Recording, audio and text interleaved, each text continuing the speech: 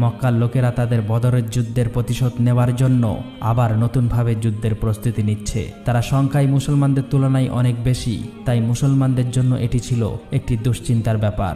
দেখতে দেখতে এভাবেই সময় ঘনিয়ে আসে। সকলেই উপস্থিত হয় উহুদ পাহাড়ের সামনে। মুহাম্মদ সাল্লাল্লাহু আলাইহি ওয়াসাল্লাম সাহাবীদেরকে দুটি দলে ভাগ করে দেয়।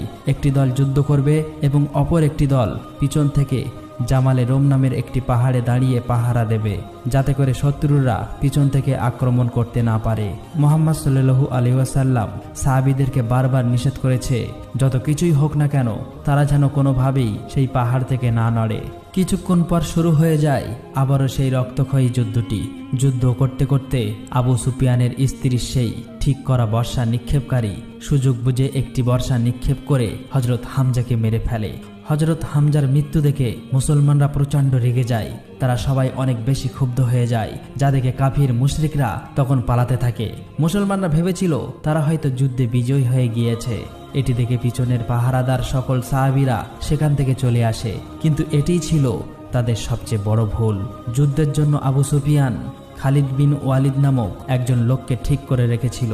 সে দূর থেকে সকল কিছু দেখেছিল, তাই সে তার বাহিনী নিয়ে পিছন থেকে মুহাম্মাদের উপর আক্রমণ করে বসে।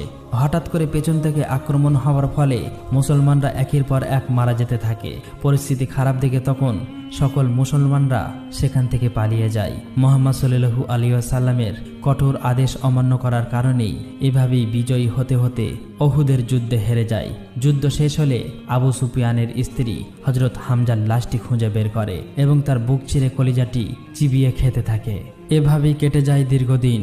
মুহাম্মদ সাল্লাল্লাহু আলাইহি ওয়াসাল্লাম তার সাহাবীদের নিয়ে বিশাল একটি কাফেলা নিয়ে বের হয় ইসলাম প্রচারের উদ্দেশ্যে। মাঝপথে গিয়ে তারা সবাই বিশ্রাম নেওয়ার জন্য এক জায়গায় বসে পড়ে। হঠাৎ সেখানে খালিদ বিন ওয়ালিদ তার সৈন্যবাহিনী নিয়ে চলে আসে আক্রমণ করার জন্য, কিন্তু মুসলমানদের ব্যবহারে তাকে মুগ্ধ করে ফেলেছিল। তাই খালিদ বিন ওয়ালিদ আর কিছু না বলে সেখান থেকে চলে যায়। এদিকে মুহাম্মদ সাল্লাল্লাহু আলাইহি ওয়াসাল্লাম মক্কার কাফেরদের সাথে একটি চুক্তি করে, যেখানে 10 বছর কেউ কারো উপর আঘাত করতে পারবে না।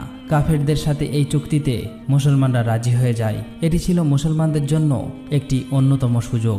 এই 10 বছর শেষ হওয়ার আগেই মুসলমানরা ইসলামের ব্যাপক প্রসার ঘটানোর প্ল্যান করে। মুহাম্মদ সাল্লাল্লাহু আলাইহি ওয়াসাল্লাম তখন তার সাহাবীদেরকে পৃথিবীর বিভিন্ন দেশে দাওয়াতের জন্য পাঠিয়ে দেয়। এভাবেই আস্তে আস্তে মুসলমানদের সংখ্যা দিন দিন বাড়তে থাকে। বিভিন্ন কাফির মুশরিকরা ইসলাম ধর্ম কবুল করতে থাকে।